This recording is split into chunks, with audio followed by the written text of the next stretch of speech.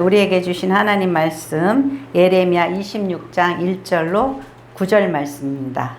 하나님의 뜻을 분별하라는 제목으로 은혜를 나누겠습니다.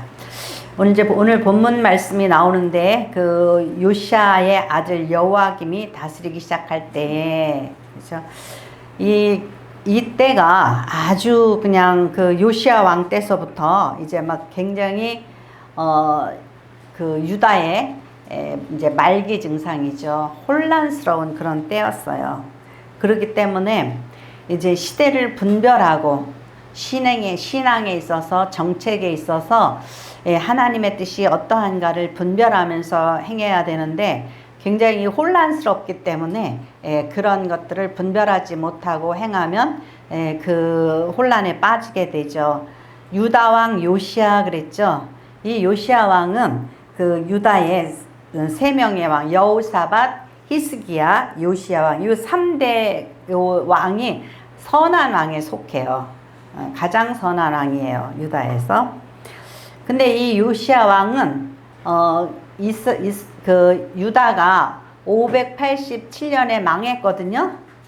근데 이제 620 그때쯤에 이제 626년 이때쯤에 이제 요시아가 그 하나님의 성전을 청소하라고 명령을 내려가지고 바로 전일 거예요.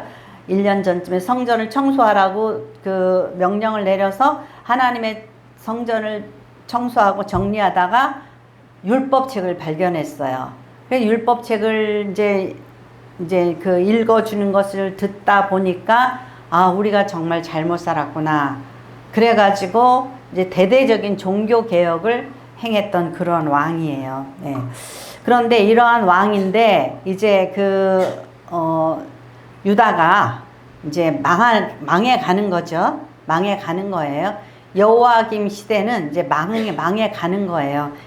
망해가는 이런 상황에 있었기 때문에 굉장히 혼란한데 그의 아들이 셋이 있는데 셋 다 왕이 되었어요. 여호아하스, 여호야김, 시드기야 이 세 사람이 다 왕이 됐어요. 차례차례대로.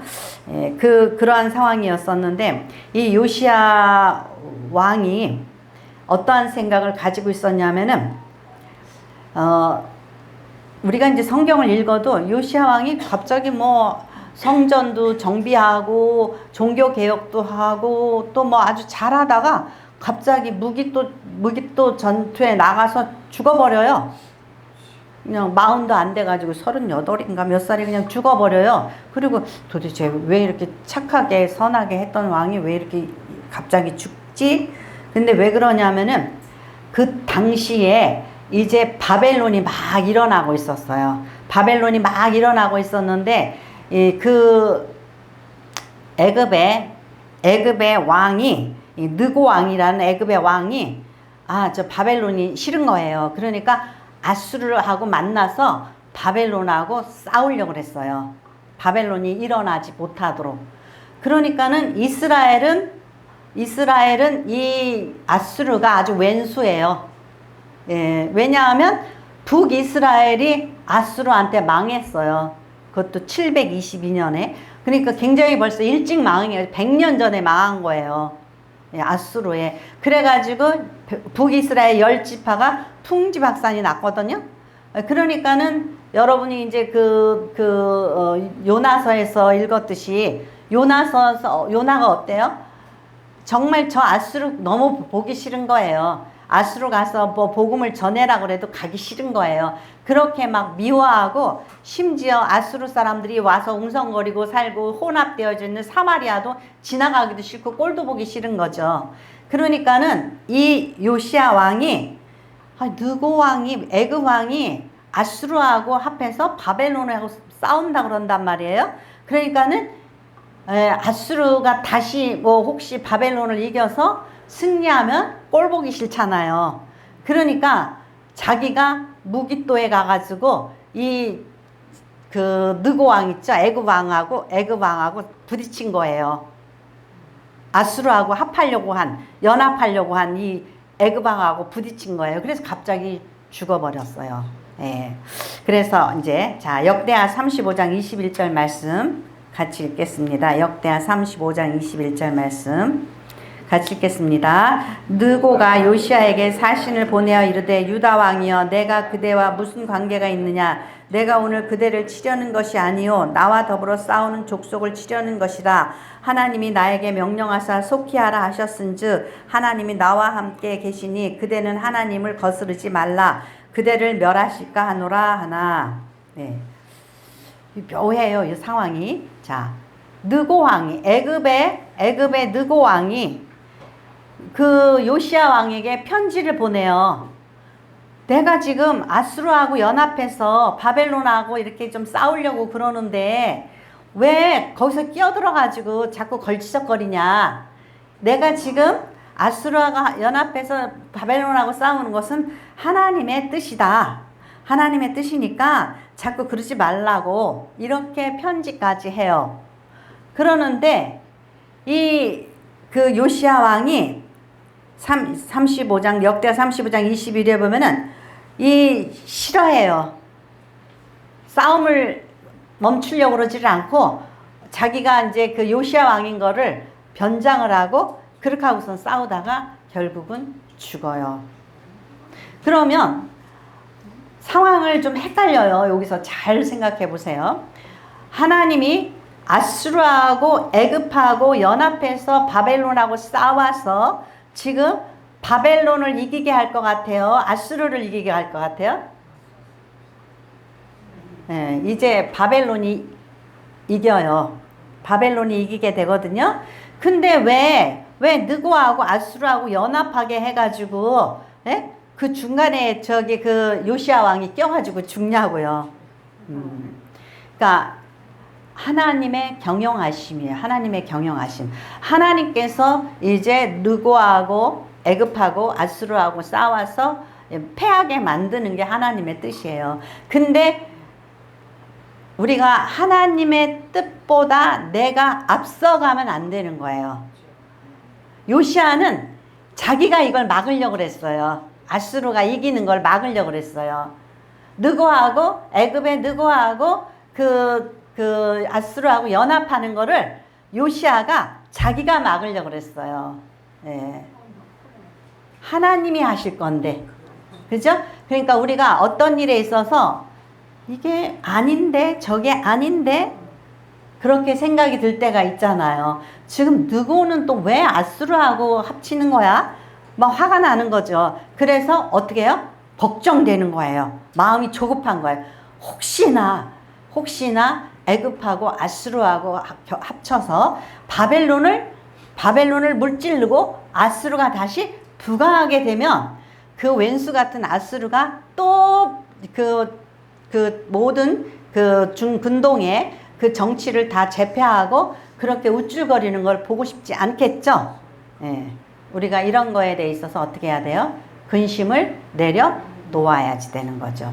하나님 앞에 기도해야지 되는 거죠. 그래서 저도 이걸 보면서 읽으면서 야 그래 우리가 이제 오늘날도 그렇죠. 우리나라가 어떠한 때보다도 이제 이렇게 여야가 극렬하게 싸우고 막 이런 상황이죠. 그러면 우리가 이런 것을 하나님께서 하실 것에 대해서 우리가 기대하면서 조금 앞서가지 말아야 되지 않나 그런 생각이 들어요.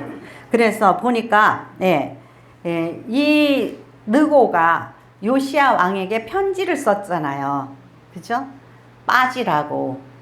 하나님이 지금 나와 함께 하시고 내가 이제 우리가 볼 때는 아수르하고 합해가지고 연합해가지고 지면서 왜 또 뭐 아주 자기가 하나님이 함께 계신다고 하든 말든 우리는요 이러한 일에 있어서 너무 예민하게 반응할 필요가 없어요. 이제 느고는 이제 아수르하고 연합해서 망하게 돼 있으니까. 그래서 이렇게 되니까 우리가 이 요시야 왕에 있어서 실책이 그거예요.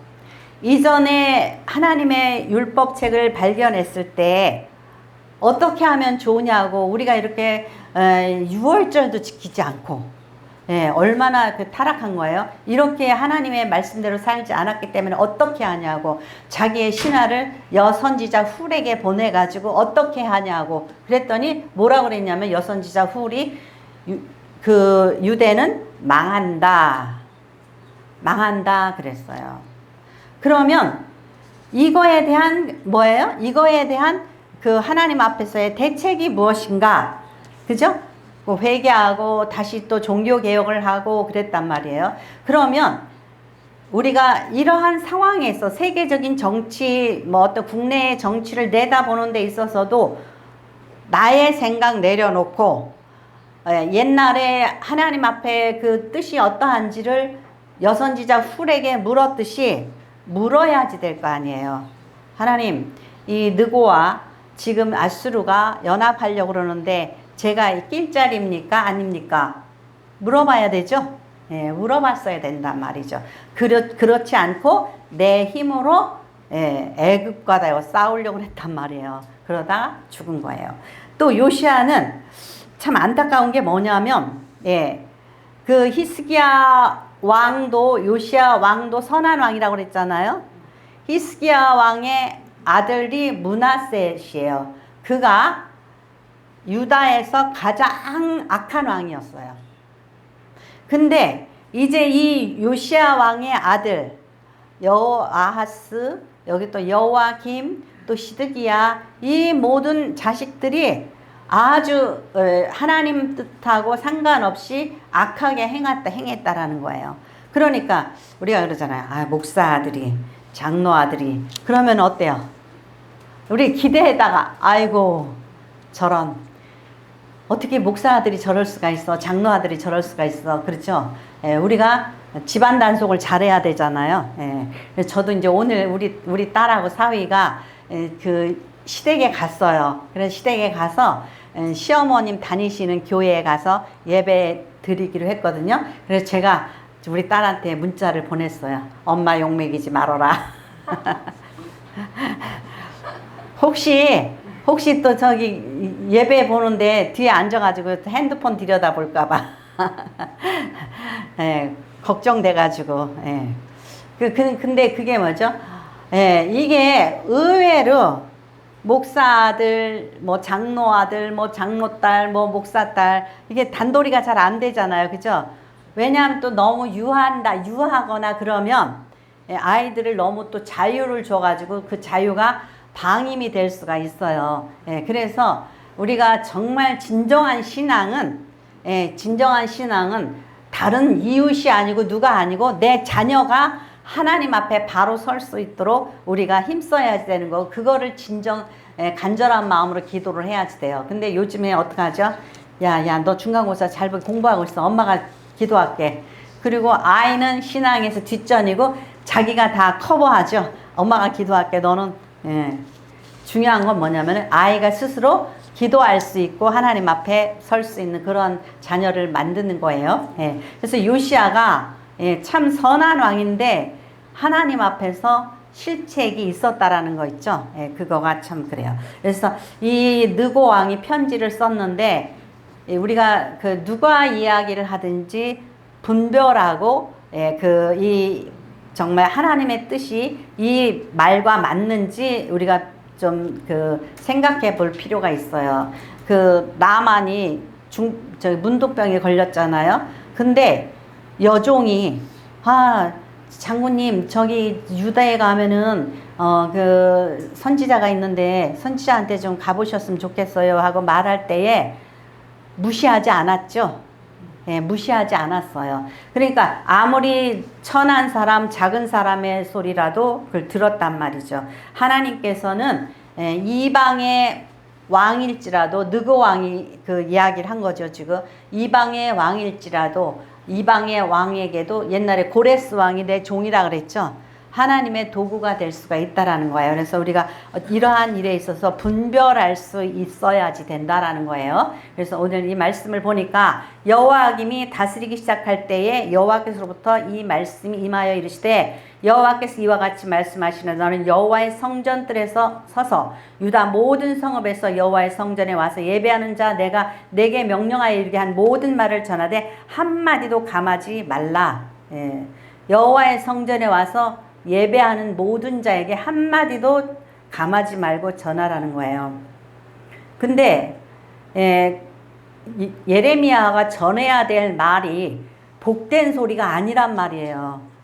근데 그거를 전하면은 예레미야한테 해가 된단 말이에요. 그리고 어떤 사람과의 관계가 무너지기도 한단 말이에요. 그러니까 이게 참 가감하지 않는 그러한 이게 쉬운 것 같은데 힘들어요. 제가 그래서 옛날에 어떤 청년이 저희 교회를 다니고 있었는데, 그 여자 친구하고 지금 이제 결혼이 다 돼가지고 아파트를 얻고 수리 중이었어요. 수리 중이었는데, 어느 날 저한테 제가 꿈을 꿨는데, 꿈속에서 이 집이 막 공사를 하고 있는 게 보여요. 근데 그 집이 완전히 먹구름이 차 있는 거예요. 그래서 내가 그 집에 가가지고 옆에 조그만 방이 있더라고요. 거기 조그만 방이 있는데 거기 들어가서 저기 나의 하나님 여호와가 너희 가운데 계시니 그 찬양을 부르고 예배를 드려주는 꿈을 꿨어요. 그래서 이제 제가 그때 이제 저기 그 안산에 사역하러 다닐 때인데 이제 저기 서부간선도로 가면서 그 형제한테 전화를 했어요. 내가 어저께 꿈을 꿨는데 있잖아. 내가 그 집에 가가지고 찬양했다고 그러한 이야기를 했어요. 그러면서 그 집에 먹구름이 껴있다는 이야기는 했을까요? 안 했을까요? 안 했어요. 안 했어요. 우리가 어떤 말을 할 때에 솔직하게 얘기를 안 하게 돼요. 나쁜 거니까. 근데 나중에 이 형제가 교회를 안 오더라고요. 안 오고 피해요. 왜 그럴까? 나중에 알고 보니까 그 새기는 여자가 신천지를 다니는 사람인데 자기가 이제 알아보고 또 알아보니까 거의 완전히 미쳤대요. 그래가지고 도저히 결혼을 할 수가 없어서 파혼을 하게 된 거예요. 네. 그럼 제가 거기에 먹구름이 껴있더구만 그렇게 얘기를 하면 우리 목사님 신령하네 그렇게 생각했을 거 아니에요. 그죠? 근데 제가 그 말을 싹 뺐단 말이에요. 그러니까 나는 지금 골치가 아파 죽겠는데 목사님 무슨 우리 집에 와서 예배를 드려줬다고 그래? 그러잖아요. 그러면 어떻게 돼요? 아무 관심도 없겠죠? 나는 속상해 죽겠는데 지금 파혼하게 돼가지고 집까지 얻어주고 지금 저기 뭐 도배까지 하고 뭐 신방 차리느라고 난리였다가 이렇게 결혼이 깨졌는데, 예. 그래서 제가 참 어떤 제 사역에 있어서 후회스러웠던 하나의 사건이에요. 예. 그런데 이 예레미야에게 뭐죠? 감하지 말고 전해라 그랬어요. 감하지 말고. 그러면 굉장히 기분 나쁜 말도 해야 되겠죠? 예. 그럼 여러분들이 예배 드리러 왔는데 제가 기분 나쁜 말을 할 수 있겠죠. 그죠? 예. 그러면 어떻게 해요? 예. 들어야 되겠죠? 근데 들어요? 안 들어요? 목사님 나 들으라고 한 말 같으네. 찌른 말 같으네. 막 이럴 거 아니에요. 자, 예레미야서 28장 1절로 4절 말씀 같이 읽겠습니다. 예레미야 28장 1절로 4절입니다. 그해 곧 유다왕 시드기야가 다스리기 시작한 지 4년 5째 달 기브온 아술의 아들 선지자 하나냐가 여호와의 성전에서 제사장들과 모든 백성이 보는 앞에서 내게 말하여 이르되 만군의 여호와 이스라엘 하나님이 이같이 일러 말씀하시기를 내가 바벨론의 왕의 멍에를 꺾었느니라. 내가 바벨론의 왕 느부갓네살이 이곳에서 빼앗아 바벨론으로 옮겨간 여호와의 성전의 모든 기구를 2년 안에 다시 이곳으로 되돌려 오리라. 내가 또 유다의 왕 여호야김의 아들 여고니아의 바벨론으로 간 유다 모든 포로를 다시 이곳으로 돌아오게 하리니 이는 내가 바벨론 왕의 멍에를 꺾은 것임이라. 여호와의 말씀이라 하시니라. 아멘. 아멘.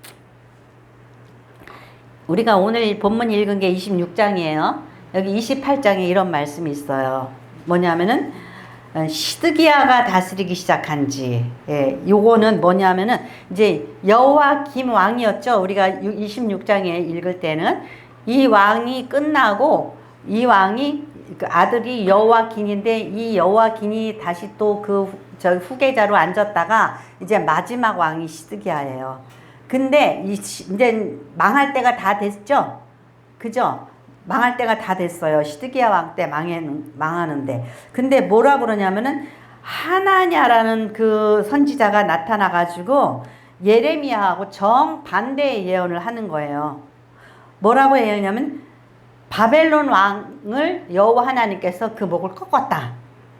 그래서 이제 2년 안에 이제 여호야긴 왕이 이제 끌려갔었거든요. 바벨론으로. 근데 이제 다 돌아오고 예루살렘 성전에서 가져간 귀한 성물도 다 반환될 것이다. 2년 안에. 2년 안에. 아주 구체적이죠. 그리고 다시 바벨론으로 간 유다의 모든 포로를 다시 이곳으로 돌아오게 하리라. 그러면은 지금 예레미야하고 하나냐하고 예언이 정반대로 얘기하죠. 그러니까 예레미야가 뭐라 그러냐면 예레미야 선지자 예레미야가 말하니라 아멘 이렇게 말해요. 예레미야가 말하니라 아멘. 여호와는 이같이 하옵소서. 여호와께서 내가 예언한 말대로 이루사 여호와의 성전의 기구와 모든 포로를 바벨론에서 이곳으로 되돌아오시기를 원하노라. 네, 이게 우리의 신앙 상태예요. 하나님께서는 우리에게 너 돌이키라, 회개하라, 고쳐라, 거룩해져라. 하나님께서 혹시라도 너희가 돌이켜서 내가 너희에게 멸망이 아니라 축복을 주고 싶은데 이렇게 거짓 그 선지자의 말을 듣고 또 잘못된 그런 것을 그 신앙의 태도를 갖고서 그런 말이 이 강단에서 떨어지면 어떻게 하죠? 아멘, 아멘. 그리고 너무너무 좋아하죠? 그죠? 자다가도 좋아. 여러분, 축복이 임하실 줄 믿습니다. 그러면 자다가도 아멘! 아주 그냥 할렐루야, 아멘은 잘해요. 왜냐하면 제대로 안 듣고 있으니까 이게 앞뒤 이게 전후 관계 연결이 안 돼. 근데 이제 설교 잘하는 목사님들은 자다가 깨도 그냥 맨날 축복의 말만 떨어져. 그러니까 어떻게? 그냥 자다가도 아멘, 할렐루야 그러면 돼. 이게 그 부흥 목사님들이나 또 이렇게 설교 잘하는 목사님들의 패턴이에요. 계속해서 축복의 말을 던져요. 여러분 회복될 줄 믿습니다. 하나님 은혜가 여러분에게 주어질 줄 믿습니다. 그러면 계속 아멘 하면 하면 돼. 우리가 구원받을 줄 믿습니다. 계속 그냥 던져 막 축복의 말, 은혜의 말을 막 던져. 그러면 아멘 아멘 하니까 그냥 막 아이고 아주 그냥 예배를 얼마나 은혜를 받게 예배를 드렸는지 그냥 가면서 발걸음이 가볍고 신나. 근데 중요한 건 뭐예요? 내가 변화되지 않고 있다라는 거예요. 하나님은 내가 회개하고 변화되고 새 사람이 되고 거룩해지길 바라는데 우리가 원하는 건 뭐예요? 축복의 말씀이에요. 신나고 기분 좋고 아주 시원하고 그래서 영적 사우나를 하러 다닌다고 그래요. 예. 그래서 그 어떤 뭐 미국의 뭐 박사학위를 가지고 따가지고 온 목사님들 뭐 아주 뭐 그럴듯한 목사님들이 이렇게 지적인 말씀, 우리가 뭐 지식을 참 좋아하잖아요. 그죠? 또 지식적인 말씀, 내가 몰랐던 상황들 막 이런 걸 들으면 너무너무 신나는 거예요. 은혜 받았다고 생각하는 거예요. 중요한 건 뭐죠? 우리의 그 영 속에 더러운 것들을 다 끄집어내 가지고 씻어야지 되는 거예요. 씻어야 되는 거예요. 회개하고, 아, 내가 정말 하나님께서 나에게 준비된 게 축복이 아니라 뭐예요? 이스라엘에게 준비된 게 축복이 아니라 뭐예요? 멸망이에요. 멸망이에요. 근데 하나냐와 같은 목사가 계속해서 축복을 계속 전해주는 거예요. 회복된다, 돌아온다. 거기 맨날 아멘 아멘 하고 다닌단 말이에요. 아멘 아멘 하고 아멘 할 곳만 쫓아다녀요. 그래가지고 저 기도원에 가야지 은혜를 받나, 저 교회를 가야지 예언 기도를 받나, 어떤 용한 목사님을 좀 만나서 어떠한 무슨 뭐 복의 말씀을 듣나, 막 이거를 막 바쁘게 찾아다닌단 말이에요. 근데 중요한 것은 그게 아니란 말이에요. 하나님께서는 우리가 상황을 분별하고, 오늘 하나님의 뜻을 분별하라예요. 오늘 하나님의 뜻을 분별하라는 거예요. 내가 변하지 않고 하나님의 축복을 받는다든지 어떤 이적이 일어나고 내 삶이 변화가 일어나기를 기대하지 말아야지 된다라는 거예요. 근데 이 이단들이나 이 거짓 목사들 있죠. 또 부흥 목사님들 특히 있죠. 문제가 그거예요. 제가 자주 사용하는 거. 옛날에 휴거 사건으로 문제를 일으켰던 1992년에 휴거 사건을 일으켰던 이장님 목사인가? 그분이죠. 이장님 목사님. 그분이 뭐 이제 구체적이에요. 10월 28일 날 우리 모두 휴거된다. 그러니까 목적이 뭐예요? 돈 다 정리해서 하나님의 복음을 위해서 바쳐라. 그래가지고 그거 어디로 갔어요? 그 돈이 자기 통장으로 들어갔어요. 한 40억이나 되는 통장이 자기 통장으로 들어갔어요. 근데 또 더 웃기는 게 그거예요. 그 사람이 나중에 이제 형을 살았거든요. 그냥 정말 그 분별이 없어서 열정적으로 그러다가 그렇게 됐다면 아마 좀 그냥 뭐 훈계 석방해 줄 수 있었을 거예요. 근데 이 사람이 형을 살았어요. 왜 그러냐? 이 사람이 환매채 3억 원짜리 환매채를 샀는데 그 만기일이 1993년 5월 달이에요. 아니 1992년 10월 28일에 휴거된다고 너네들 다 팔아가지고 다 팔아가지고 바쳐라 그래놓고 자기는 환매채 사가지고 3억짜리 환매채 사서 이익을 남기려고 1993년 5월달 만기된 거를 자기는 사가지고 소유하고 있었단 말이에요. 그리고 또 달러도 사가지고 있었고. 그러면 그 사람의 그 신앙이 그 사람의 선포하는 그 말이 참된 거예요? 거짓된 거예요. 근데 이러한 사기 거짓에 순진한 성도들이 어떻게 해요?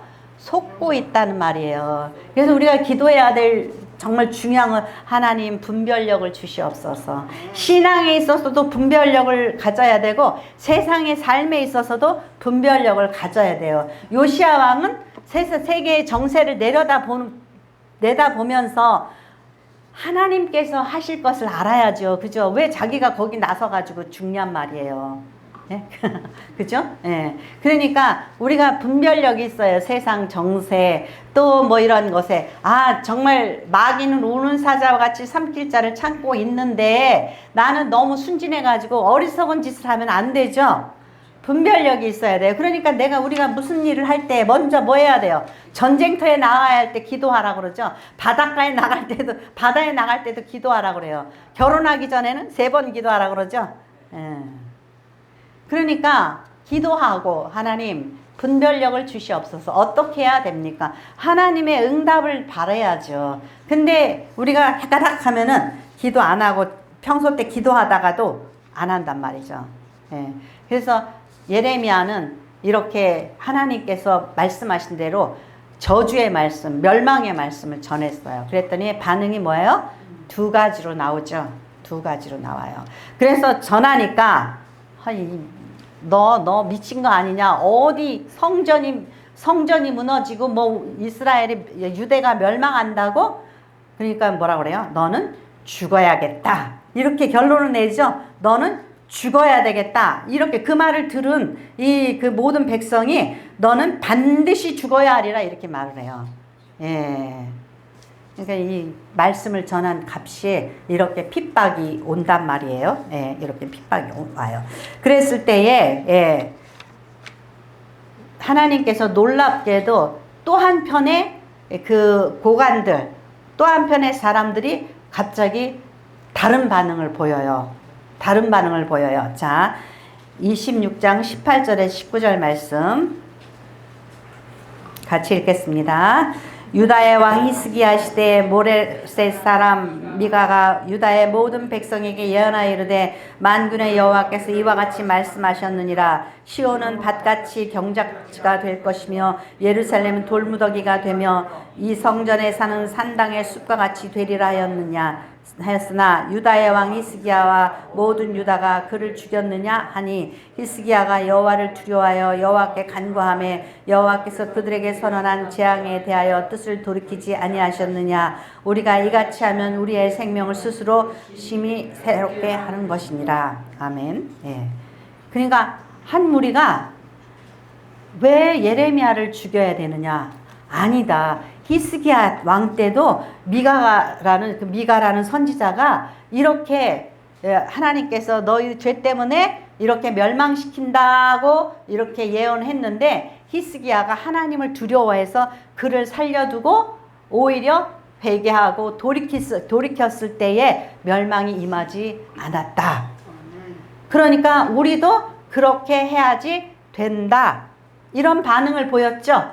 예. 그러니까 두 가지 반응이 나타나는 거예요. 그러니까 이 지금 예레미야가 생각해 보세요. 지금 자기가 이제 그 26장 10절에 보면 유대와 고관들이 이 말을 듣고 왕궁에서 여호와의 성전에 올라가 여호와의 성 새 대문의 입구에 앉음에 이 고관 대작들이 제사장들이 이제 이렇게 앉아 있을 때에 여기는 심판의 자리예요.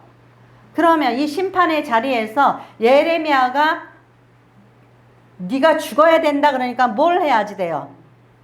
변론을 해야죠. 나 살려달라고. 나는 그냥 하나님이 나한테 전하라고 해서 전한 것 뿐이에요. 저는 죄가 없습니다. 살려주세요. 이래야 되겠죠. 네? 구차하게 자기 목숨을 구해야 되겠죠. 근데 예레미야는 그렇게 안 했다라는 거예요. 12절에 보니까 26장 12절에 예레미야가 모든 고관들과 백성들에게 말하여들에 여호와께서 나를 보내사 너희가 들은 바 모든 말로 이 성전과 이 성을 향하여 예언하게 하셨느니라. 그런즉 너희는 너희 길과 행위를 고치고 너희 하나님 여호와의 목소리를 청종하라. 그리하면 여호와께서 너희에게 선언하신 재앙에 대하여 뜻을 돌이키시리라. 보라 나는 너희 손에 있으니 너희 의견에 좋은 대로 옳은 대로 하려니와. 이거 보세요. 뭐냐면은 예레미야가 지금 재판을 받고 있어요. 그러면 구차하게 제가 뭐 그냥 하나님이 시키니까 한 건데 좀 살려주세요. 이렇게 자기 변호를 할 수 있는 시간이잖아요. 그런데 어떻게 했어요? 또다시 자기의 선포해야 될 말씀을 선포하면서 내 목숨은 어디에? 니네들 손에 있다. 맘대로 해라. 제가 이걸 읽다 보니까 바울도 그랬어요. 바울이 보면은 천부장 앞에서 벨릭스 총독 앞에서 베닉스 총독 앞에서 또 뭐 아그리빠 왕 앞에서 바울이 로마로 끌려가기 전에 몇 번 그 심판장 앞에 쓰죠. 그러면은 바울은 나 살려주세요. 나 로마 시민권자입니다. 나도 가말리알 문화생입니다. 막 이러면서 그게 변명이 아니라 때마다 뭐를 하냐면은 복음을 전해요. 그 총독 앞에서 왕들 앞에서 자기 변명을 살려달라고 변명하는 게 아니라 복음을 전해요. 그죠? 예. 누가 살려주는 거예요? 하나님이 살려주는 거예요. 하나님이 살려주는 거예요. 하나님이 하시는 거예요. 그러니까 우리는 항상 그걸 알아야 돼요. 모든 일의 결과는 누가 인도해요? 하나님께서 하신다라는 거예요. 예레미야가 그렇게 생각하기 때문에 이렇게 전하는 거예요. 그래서 그 재앙이 일어나지 않게 했다고 그랬죠. 그런데 이제 26장 24절 보면은 누가 구해주냐? 예레미야 26장 24절에 보니까 사반의 아들 아이야김의 손이 예레미야를 도와주어 그를 백성의 손에서 내어주지 아니하여 죽이지 못하게 하니라. 누구의 아들? 사반의 아들. 이 사반의 아들이 누구냐? 요시야 왕이 율법 성전에서 이 사반이 율법을 갖다가 발견해서 왕에게 가지고 가서 읽어줬던 그 사람이에요. 그 사람의 아들이 아이김이 손이 예레미야를 도와주어서 건져주었다라는 거예요. 자, 사반의 아들 사반. 그러면 사반은 자녀 신앙교육을 잘 시킨 거예요? 못 시킨 거예요? 잘 시킨 거죠? 잘 시킨 거예요. 그런데 26장 22절에 보면 여호야김 왕이 사람을 애굽으로 보내 곧 악볼의 아들 엘라단과 몇 사람을 함께 애굽으로 보냈더니 여기 또 나와요. 악볼의 아들. 그럼 이 악볼은 누구냐? 요 사람도 요시야 왕 시대 때에 여선지자 훌에게 가서 뭐 의논도 하고 이랬던 그 신앙에서 심부름했던 이 사람 있죠? 예. 악볼도 하나님의 일을 위해서 요시야 왕 앞에서 일했던 사람이에요. 근데 그 아들 엘라단과 몇 사람이 함께 애굽으로 가서 애굽으로 도망간 선지자를 잡아 죽였더라. 이렇게 나와요. 두 가지가 나오는 거예요. 사반의 아들 아이김은 에레미야를 살려줬죠. 근데 이 악볼의 아들 엘라단은 애굽까지 쫓아가서 선지자를 죽였어요. 네. 그러면 우리가 자식 교육 어떻게 시켜야 돼요? 잘 시켜야 되죠. 아까 요시야 왕의 아들들이 다 이 모양이 된 것처럼 우리가 악볼과 사반이 자기네들의 신앙이 참 좋았죠. 그죠?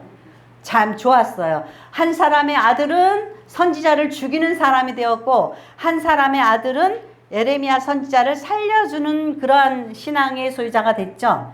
이게 얼마나 중요한 거겠어요. 그죠? 예. 그러니까 예레미야가 일단은 하나님 앞에서 하나님께서 선포하라고 한 말씀을 선포할 때에 피할 길을 이 사반의 아들을 통해서 주셨단 말이에요. 그러면 우리가 신앙의 삶을 살아갈 때 우리가 분별력이 있어야지 되고 또 우리의 삶에 신앙에 있어서 우리의 삶에 있어서 우리를 도우시고 인도하시는 하나님의 손을 끝까지 의지해야 된다는 거예요. 믿어야 된다라는 거예요. 우리가 어떻게 살아야지 되냐? 분별력이 있어야 되는 거예요. 분별력이 없으면 시대의 정세를 읽지 못하고 요시야처럼 그렇게 그 헛된 죽음을 죽게 되고 또 그 아들들이 또 그렇게 또 죄악의 길로 가게 되는 거예요. 그러니까 지금 이 악한 시대에 그죠? 요시야 왕 이후에 전부 악한 시대가 됐어요. 이제 막 종말의 시대로 가는 거예요. 유다가 이 시대에 어떻게 살아야 되느냐? 지금 우리가 삶에 있어서 굉장히 힘든 시대를 살고 있어요. 그죠? 우리는 이제 뭐 참 좋은 시대를 살았어요. 그죠? 어지간히 노력만 하면 먹고 살고 막 좋은 시대를 살았어요. 그런데 앞으로는 살기도 힘들고 또 신앙생활하기도 힘들고 여러 가지로 힘든 시대가 돼요. 근데 중요한 건 뭐죠? 시대를 분별할 수 있는 눈이 있어야 되고 그 눈을 누구한테 달라고? 하나님께 달라고. 우리가 사업을 시작하는데 요즘엔 어때요? 여기에 인테리어가 했는데 한 달 있다 가보니까 또 문 닫았어. 저기에 인테리어 했는데 또 한 달 있다가 또 문 닫았어. 사람들이 막 의학해요.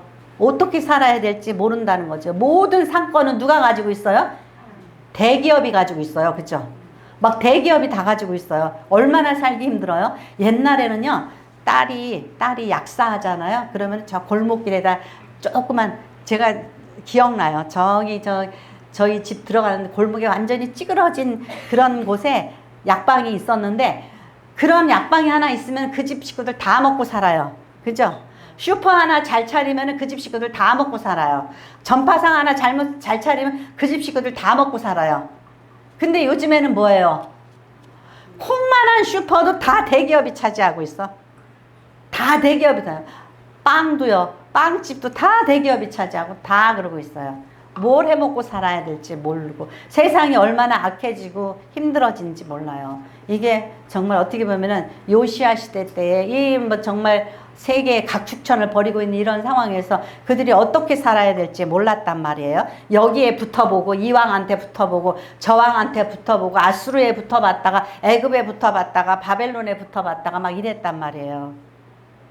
우리가 어떻게 살아야 될지 그 분별력을 누구한테? 하나님께 구해야지 된다라는 거예요. 그렇게 해서 정말 우리의 갈 길에 인도하시면, 아까 찬양 속에 뭐죠? 풍랑 가운데 누구를 쳐다봐요? 먼 곳 하나님을 바라보면은 우리의 길을 인도하신다 그랬죠? 예, 그래서 여러분들이 하나님을 바라보시고 그 인도하심을 받게 되기를 축원합니다. 기도하겠습니다. 고맙고 감사하신 아버지, 우리의 연약함을 아시는 주님, 주께서 저희를 인도하여 주시사 참으로 험악한 시대에 길 잃지 않고 아버지로 하시어 헛된 죽음